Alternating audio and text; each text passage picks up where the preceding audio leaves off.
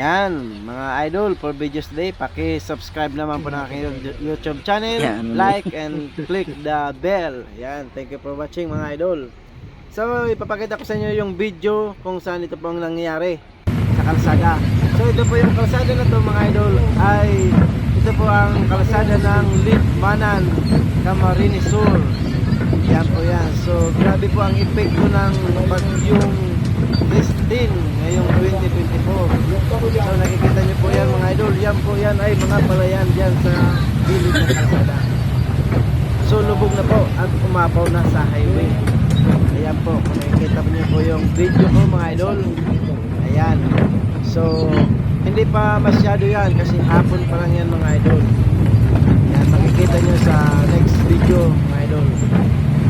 Grabe talaga ang epekto ng bagyong Christine na pinalubog ang buong Camarines Sur.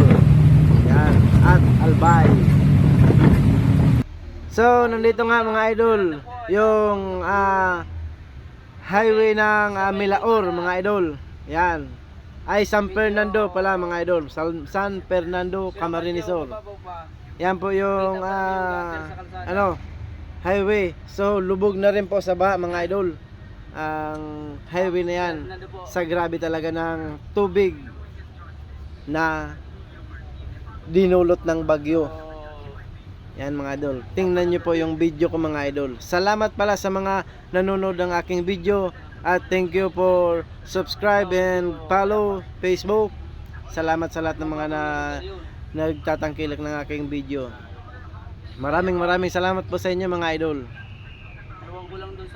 So nakikita nyo po yan dito eh, medyo aapaw na po ang tulay dyan. Aapaw na ang tubig. Yan mga idol. Sa sunod na video mga idol, pakita ko sa inyo yung kasunod nito.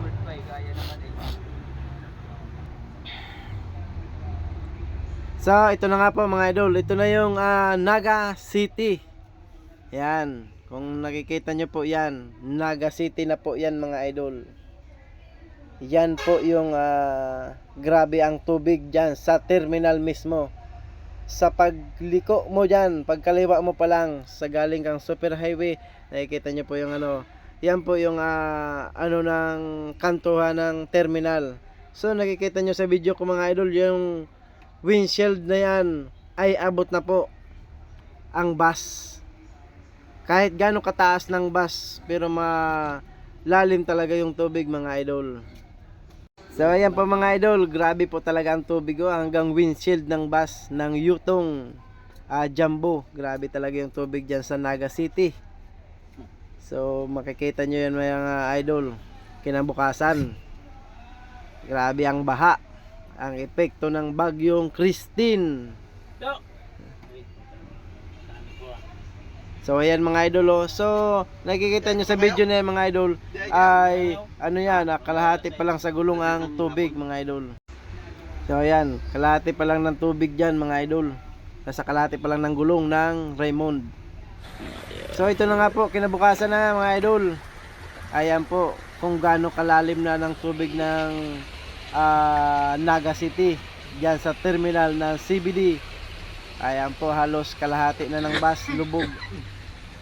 Ayan nyo, kita nyo mga idol grabe ang baha dito sa Naga City. Yan ang epekto talaga ng bagyo. Grabe.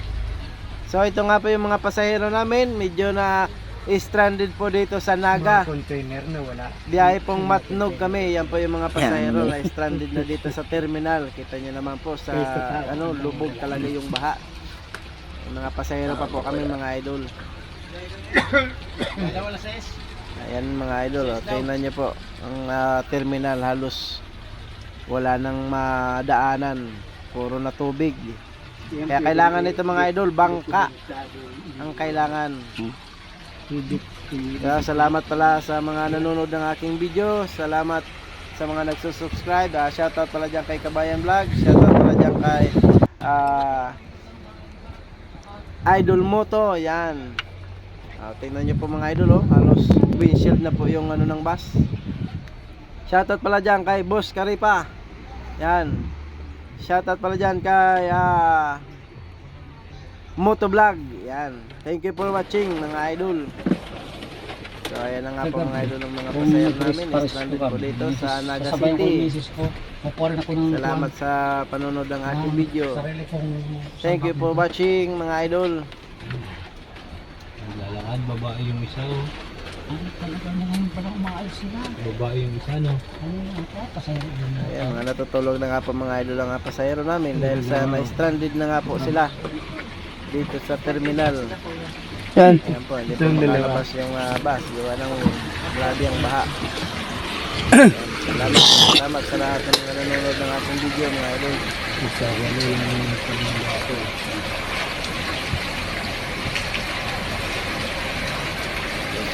Big na talaga ang grabe talaga ang tubig sa terminal.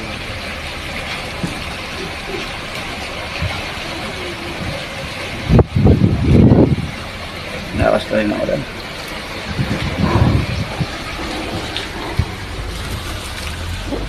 Nawawa ang mga bus. Pasay ng pagkakas.